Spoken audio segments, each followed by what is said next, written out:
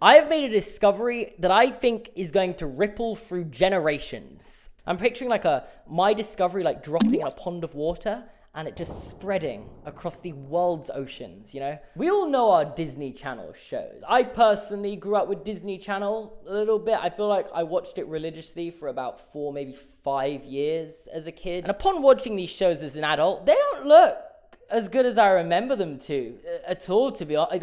Just a lot of bad green screen effects everywhere. The humor is quite something. It will be like, yo, I was walking down the road and I tripped and fell.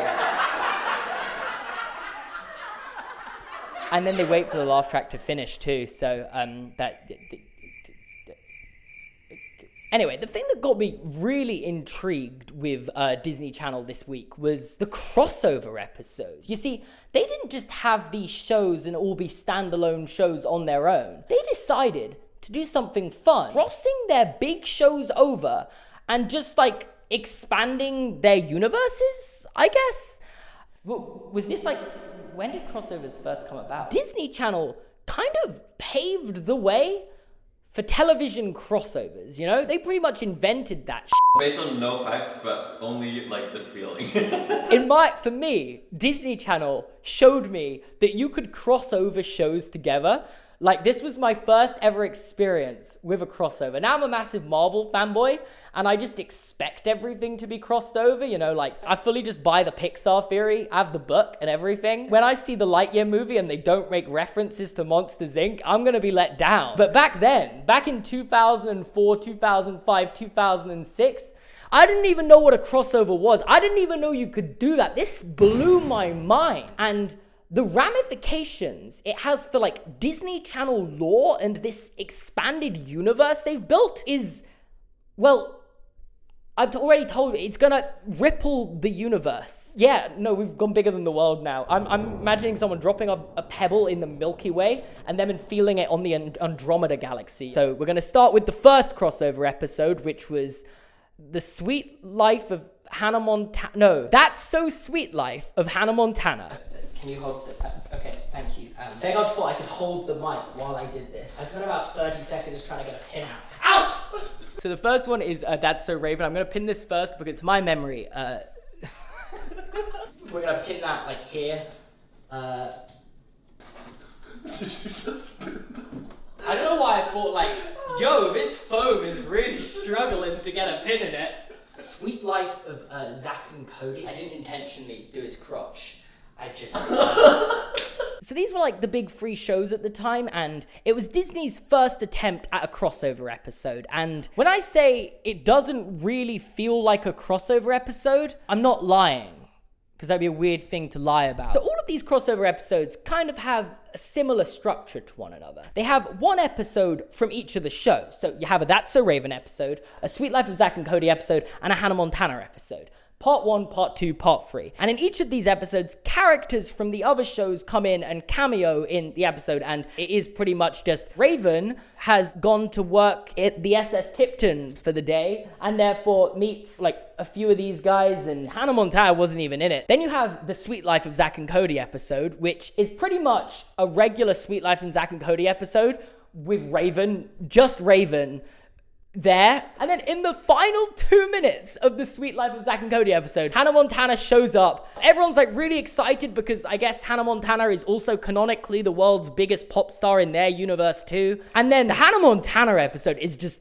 the episode starts at the Tipton Hotel, and Maddie helps Hannah Montana pack her bags to leave the Tipton Hotel, and then she goes home, and it's a regular Hannah Montana episode from there. But the more important thing is that it means that all of these shows are canonically connected in the, can you hold my mic again?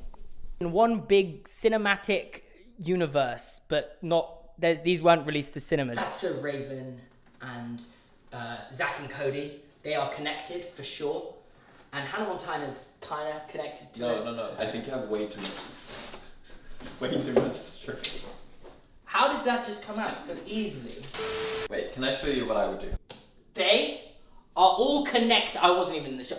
They are all connected. Don't worry, we will discuss what the rippling effects on the universe that these shows create are. But before we get into all that, we're going to talk about the second crossover. Wizards on Deck with Hannah Montana, which technically only connects like one more show to this universe, but also Sweet Life on Deck is technically its own separate show, so I'm going to like, I'm going to put a pin for that too. I did that one quite well. What does this mean to the canon? I'm looking at the wrong camera. Now, this crossover is pretty much done in the exact same way. Wizards of Waverly Place being the first part, Sweet Life on Deck being the second part, and Hannah Montana being the third part yet again. Essentially opening in the exact same way with Justin winning some sort of raffle to get to go on the SS Tipton. And almost as if this is like a theme, Hannah Montana is hardly even a part of the crossover. It really is just kind of a crossover between Sweet Life on Deck and Wizards of Waverly Place, where Hannah Montana kind of has some like side scenes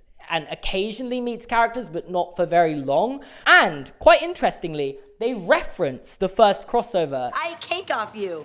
No, that was actually my twin brother. I was the cute one standing next to him. Oh, and you kept the shirt. My fans are awesome. And then the third episode is kind of like a regular Hannah Montana episode, just on the SS Tipton. Unfortunately for this episode, Hannah Montana never actually interacts with any of the Wizards characters. They don't even like cross over at all. There are parts where I genuinely wondered if Hannah Montana or Miley Cyrus was even there on the day they filmed it, because all of her scenes are filmed in her cabin. Like, they do write her out of it quite well. They're like, oh my God, Hannah, there are screaming fans outside your cabin door. There is no way you can get out. Why is she even on the f***ing boat? Yeah, the reason she's on the boat is because she is doing a gig in Hawaii, which is where the boat is going. That is why there isn't really a good reason. As if she can just fly there. And also, the Russos are in New York, so, like, I don't know what their journey to get on the cruise ship was. Did the cruise ship go through the Panama Canal? I also think a really interesting thing about this one, especially in the Sweet Life on Deck episode, is that they decide to just group the characters together with the ones they think that they'll like bond with best. There isn't like moments where all the characters are together. So they put Alex Russo and Zach together because they're both like the mischievous ones. Justin with Mr. Mosby because they're both trying to catch what they're doing. And then they put Max and London Tipton together because they're both dumb and they find that funny. So for me, these were the shows that I grew up with Disney Channel on. I think I stopped watching it when Wizards of Waverly Place finished. I think that was like the show that got me into Disney Channel. Like when the finale came out, I felt like the era of my life watching Disney Channel was kind of up, but there are a few more crossovers that came out in the next 5 years. I saw the start of all the shows I'm going to mention here. I definitely saw episodes on now and again. I mean, my sister was younger than me. She'd be watching them. So the next crossover episode is Charlie Shakes It Up. You might have guessed, Charlie Shakes It Up is a connection between Good Luck Charlie and Shake It Up, which I feel like is now probably most remembered for creating the career of Bella Thorne. This is probably my favorite of the crossovers. I started watching the first 2 minutes, and I just thought the chemistry and humor, just with the family in Good Luck Charlie and like their massive house. Oh my God, I didn't even get into this earlier, but the houses. The Russos own a sub shop in New York City and just have the biggest open plan living room and kitchen you will ever, like, I'm still like, anyway, I really liked this. This was just one episode where the Duncans, or at least the female Duncans, had to go to Chicago and accidentally they got picked up by the wrong driver at the airport and ended up going to the Shake It Up studio, and they locked the actual Duncan sisters in a closet and danced on Shake It Up while getting taught by Bella Thorne and Zendaya, whose characters I can't remember the names of. With this one, I like the fact that it was just 2 shows crossing over, because with the 3-part crossovers, there's no point where all the characters share scenes together. It felt like they were like trying to squeeze them together and like see what characters worked well together and stuff. With this one, it didn't feel forced or unnatural at all, really. It just felt like they had an episode of Good Luck Charlie where they wanted the girls to go to Chicago and just felt it made sense to meet the cast of Shake It Up. They could have easily pushed out another episode on Shake It Up with the Good Luck Charlie cast on it. They didn't, and I really like the style of that. I think it worked really well. So yeah, 8 out of 10, my favorite episode of the lot. So these 2 shows are now connected, as are these 5. They aren't connected to each other yet, but we're getting there. Because the next crossover is, of course, between the other 2 shows from this era that I remembered, because apparently there are more that I don't remember. I found out quite alarmingly, they have an entire show with a talking dog that I could not be more grateful is not in this. You know what I realized as well as a show, Dog with a Blog. I don't even remember that. It was actually a talking dog that wrote a blog. What is this? Oh, I'm glad I got out of Disney Channel when I did. I don't like this like belief when it's like, oh, Disney Channel kind of fell off. Yeah. Because it's kind of like going, oh yeah, you know, baby food kind of fell off. Yeah. I don't eat that nearly as much anymore. It's like, no, it's just they're not making it for you anymore. But Dog with a Blog, you're asking for people to say that if you're making shows like that. Austin and Jesse and Ali, All-Star New Year. This episode's quite chaotic, actually. It's Austin finds out that he has got the opportunity to play at Times Square for New Year's Eve. And apparently he just gets to perform it without a rehearsal or anything. They just, like, the whole episode is just them traveling from Florida to New York and just having the worst luck imaginable. And I'm not kidding here. The episode ends with Jesse flying them on a helicopter onto the stage where he performs Times Square with just perfect choreography. They have the song he just wrote on the day for this performance, just ready for him. So I'm just going to pin these two onto the board. I walked up to the president of Disney and I said, I want to make history. And that's what this is. You wanted to make history? Well, she has. She's the first person to appear on this board twice. Oh no, Zach and Cody technically, but he's the first person to appear on the board as two separate characters though. However, for now, they are not connected. The only connection we have is Jesse and Austin. I need to do that too. The next crossover is between Good Luck Charlie and Jesse. As you may have guessed, called Good Luck Jesse. New York City Christmas, which technically then connects all four of these episodes. I'll do the yarn in a sec. Where Teddy has got to go to NYU just to kind of look around. I guess I didn't actually go to university. Clearly. Yeah, look where I am now. Would I be doing this if I was at university? And as you may have guessed, you know what takes place in New York? The Jesse takes place in New York.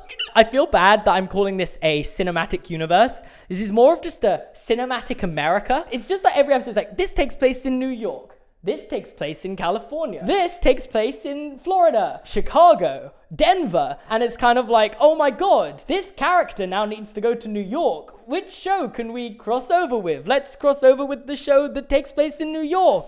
Basically, I'm calling it the Disney Channel Cinematic America, but the ripple effect of this video will leave an impact on the universe. I also think this is an episode that requires a bit more like prior knowledge of the shows because PJ meets like his ex-girlfriend in New York as a part of the episode. And as someone who hasn't watched this show in at least like 10 years, I had no idea who that character that he'd met was. I did not recognize her at all. So there was like a moment where she walked out and like you have the like background audience go like, oh, I was like, who's that? Sorry. And it's also a Christmas special and ends with them singing, "We wish you a Merry Christmas" in congregation with an entire subway carriage. That's actually how the episode ends. They're just singing "We wish you a Merry Christmas" all together. And the second episode is just kind of weird. Like, apparently Teddy and PJ can't get home for Christmas, so Jesse lets them stay with the Ross family. Are they called the Ross family? And it's like a How I Met Your Mother episode where they all get really, really drunk and then try and piece together what happened the day before when they wake up all like in random places. I think they got like drugged or something. It was really weird themes to be putting in a Disney Channel show. I also loved the fact in this episode, they didn't know what characters would get along. So they were like, let's just split it up into boys and girls because the boys will like the boys parts and the girls will like the girls parts. Anyway, that creates a canonical connection that I now need to establish. This is a big one. A connection between Jesse and Good Luck Charlie. So let's just do one big... Okay. And for about, I want to say nearly 10 years, it looked like this was just the case. We had two separate Disney Channel cinematic Americas that were connected to themselves but not to each other. That was until July 2020, when the world needed Disney Channel most. It decided to create something spectacular. Raven about Bunked. Now, I'm going to be honest with this one.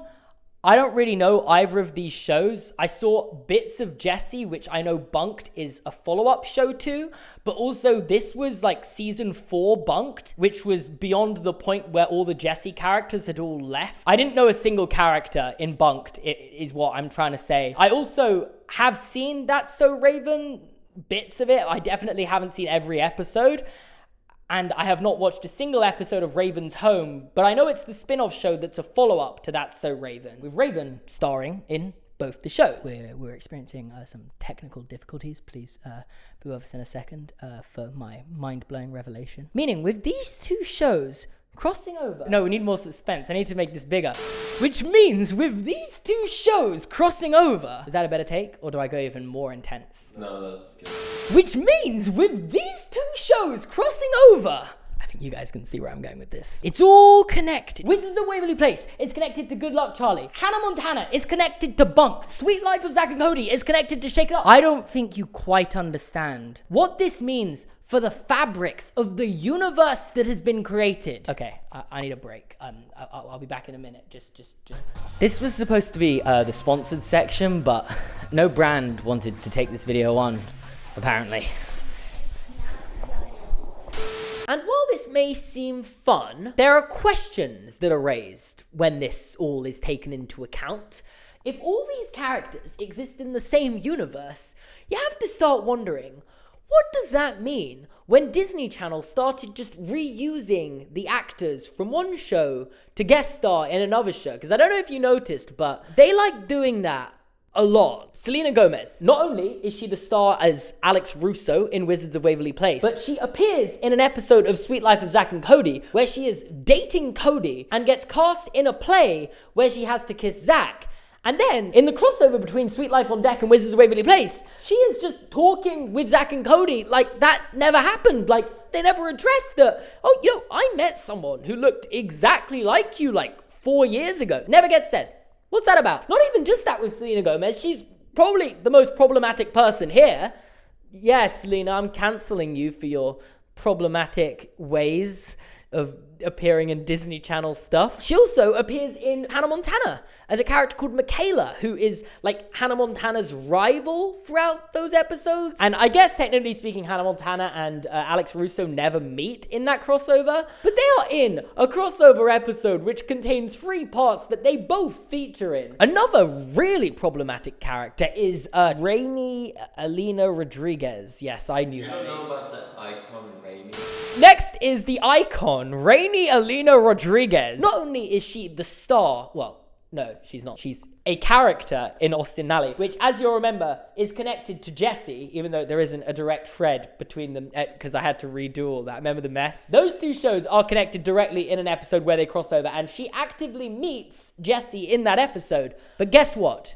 She appears in Bunked, the spin-off show to Jessie, as a guidance counselor. I think. I haven't actually watched the episodes. I just read that on her wiki page. As a recurring character, though. And that's just a problem between Jessie and Bunk. That isn't even like a thing in the big cinematic universe. But she also causes problems in the big cinematic universe, too. Rainy Alina Rodriguez is also in Sweet Life of Zack and Cody for one episode. You know, the one where, like, Zack and Cody rent out London Tipton's room for a day. And she's one of the girls that's going for, like, a party in that room. And technically speaking, if Austin Alley is connected to Jessie, which is connected to Bunked, which is connected to Raven's Home, which is connected to That's So Raven, which is connected to Sweet Life of Zack and Cody, that should not be possible. And I'm not going to sleep at night knowing that. You know who else is a problem?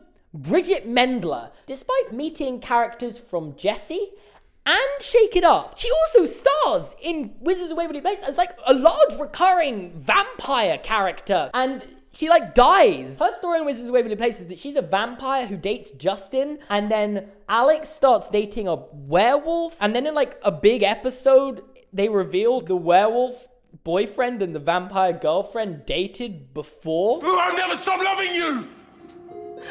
And then he, like, scratches her or something. And apparently, according to the rules of the Wizards of Waverly Place universe, if a vampire gets scratched by a werewolf, that means she goes back to looking like the age she's supposed to be. I don't know if she, like, fully died, but she pretty much dies. But that doesn't work if it's connected to Good Luck Charlie, which, as we've covered, it is. How make it make sense. We also have Brenda Song, who plays London Tipton in both Sweet Life of Zack and Cody and Sweet Life on Deck, which, as you know, has a direct connection to That's So Raven, which she appears in for about 15 seconds one time. But then Raven meets Brenda Song's character London Tipton in Sweet Life of Zack and Cody and is like excited. Do you really think I wouldn't notice this? David Henry, who plays Justin in Wizards of Waverly Place, appears as a character called Larry in That's So Raven. Again, they're kind of connected through like a few things, but that can't happen. You can't do that. What are you looking up? Wait, have you talked about Wish Gone Amish? Yeah, that doesn't count. I don't know if you guys know, but Wish Gone Amiss is kind of like some weekend they did to try and promote Cory in the House, Sweet Life of Zack and Cody, and Hannah Montana. And while they're technically connecting them all,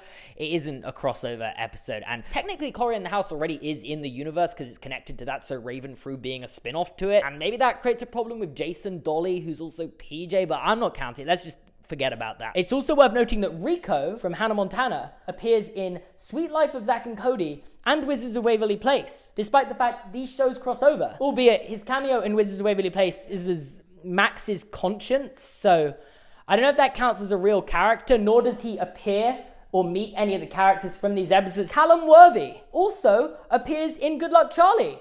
How's that work? Bella Thorne from Shake It Up appears in Wizards of Waverly Place as Max's girlfriend. She literally gets told that they are wizards, and through the like long life, she is like in the same universe as them. No one noticed that? No one thought they'd point that out? Are you guys okay with this? I know not many people, matter of fact, I think you've got to go for about 3 shows to have someone who will have met both of them, but it should be said though that maybe characters can appear in shows more than once. And this is where one of the most interesting crossovers comes into being. You see, in the Karate Catastrophe episode of Jessie, Mr. Mosby appears and has a full-on conversation with Jessie in that episode. As you see there, Jessie meeting with Mr. Mosby, of course connected to Jessie, but also connected to Sweet Life on Deck, where Debbie Ryan appears as Bailey. And you might think, do they not address this? How can they do a cameo when the character from this show is appearing as another character? How can they not address? But they do address this. Right at the end of the episode, Mr. Mosby is seen on the phone with an older Cody talking to him about how he saw someone that looked exactly like Bailey, which I guess further connects it to everything, just like they're all connected to that moment, just like proves it. And does that mean technically the same actor can play multiple characters in the Disney Channel universe? And if that's the case, we don't even need the board. Doesn't mean anything. Characters are just allowed to look like people that already exist in this universe, and no one will worry. I guess that's the happy ending we all needed, and that is the moral of the story and the lesson to be learnt here. Except for the fact, I don't know if it ever gets explained whether like magic then exists in like the Hannah Montana and Sweet Life on Deck, and well, technically it like canonically. Anyway, thanks for watching this video, guys. If you enjoyed it, you can like and subscribe and watch another video, and check out my Patreon in the description down below. I dropped the pebble and the ripple effect has begun. Right, comments? You're not going to remind me there was like another spin-off that I never saw, because